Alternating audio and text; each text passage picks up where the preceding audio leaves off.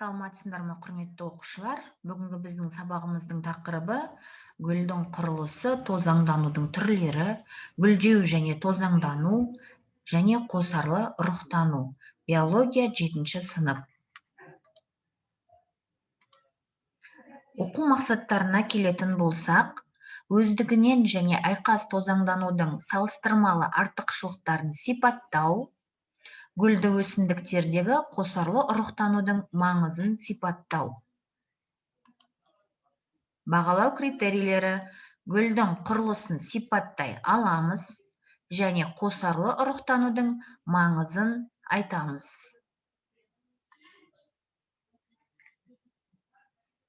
Бүгінгі сабақта кездесетін жаңа сөздер: гүл, аналық аузы, аналық мойны, аналық түйін, аналық гүл, аталық, тозаңқап, аталық жіпше, күлте, тостағанша, айқас тозаңдану, өздігінен тозаңдану және жасанды тозаңдану.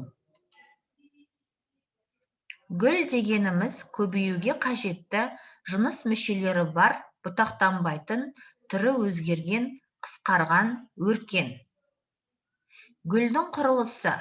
Гүлдің құрылысы гүл серігінен, аталықтан, аналықтан, күлте жапырақшасынан, тостағанша жапырақшасынан, гүл табанынан және гүл сағағынан тұрады.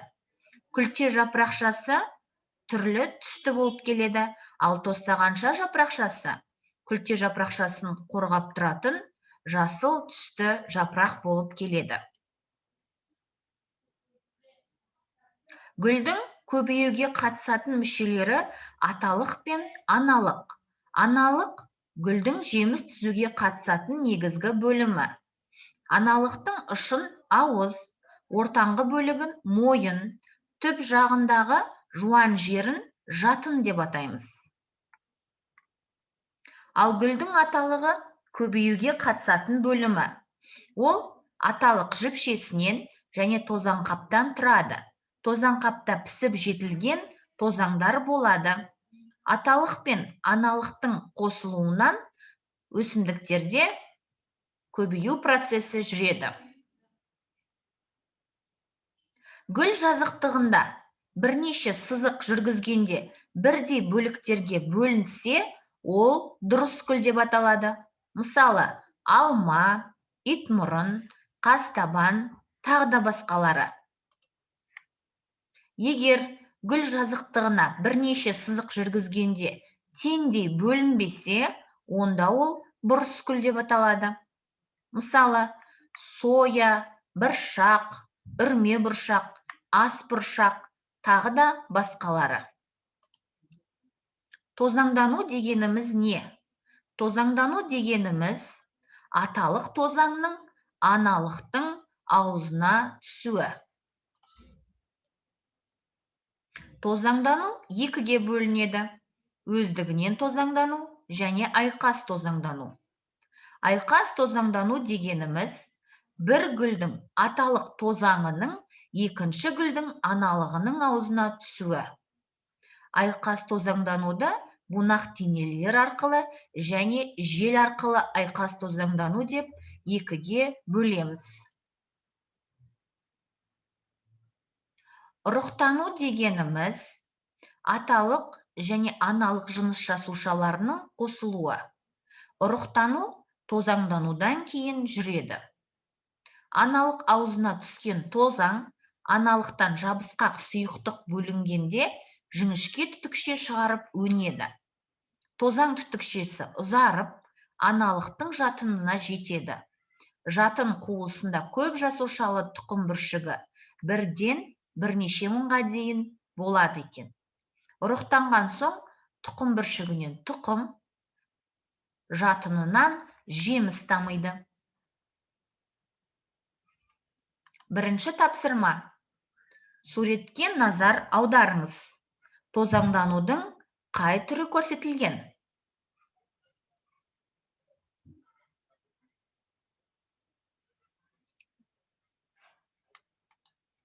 Екінші тапсырма. Гүлдің құрылысы берілген. Гүлдің құрылысына байланысты олардың әрқайсының атауын жазып шығамыз.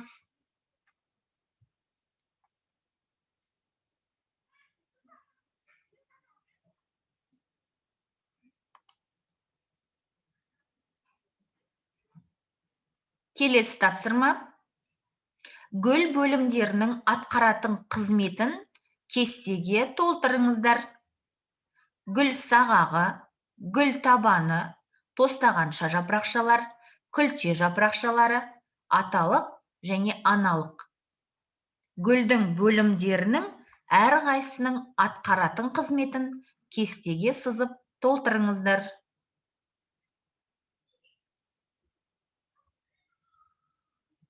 Жарайсыңдар, балалар. Қорытындылай келе, гүлдердің сұлулығы бұл тозаңдануға бейімделгіштігі. Сонымен 40 минутта біз бірге 1793 жылы неміс натуралисті Шпренгель Конрад жасаған жаңалықтарды қайталайық. 1793 жылы Кристиан Конрад Шпренгель деген немістің мектеп мұғалімі гүлдің құрылысы мен оны тозаңданудағы табиғаттың құпиясы деген кітабінде гүлдерге жәндіктердің қонуын мүлтіксіз қадағалап бақылаған. Шпренгель гүлдердің барлығы дерлік гүлдің шірнесімен қоректенетін жәндіктер арқылы тозаңданады. Бұл жағдайда жәндіктердің гүл шірнесімен қоректенуі гүлдің тозаңдануының бірден бір жолы болып табылады деген болатын. Үйге тапсырма. Өз аймақтарыңыздағы өсімдіктерді зерттеп, тозаңданудың қай түріне жататынын анықтап, орындап келіңіздер.